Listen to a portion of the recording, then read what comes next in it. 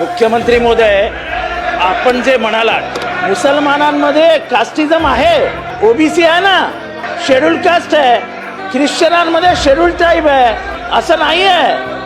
आदिवासी ख्रिश्चन आहेत, आदिवासी एससी मुसलमान आहेत, एससी ख्रिश्चन आहेत, ओबीसी मुसलमान आहेत.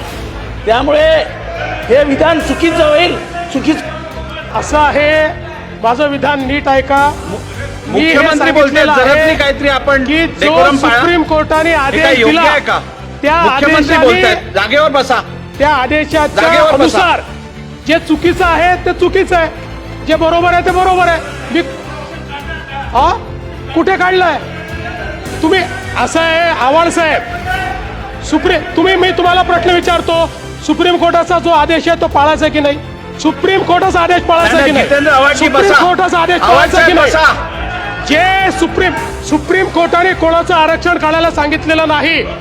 सुप्रीम कोर्टाने विविक्षित प्रकरणांमध्ये आरक्षणाचा जो गैरफायदा होतोय तो घेऊ नका म्हणून सांगितलेला आहे. तो जर कोणी गैरफायदा घेतला असेल तर कारवाई होईल. सरसकट कारवाईचं कोणी बोललेलं नाही असं सुप्रीम कोर्टाने म्हटलेलं नाही. त्यामुळे कृपया दिशाभूल करू नका.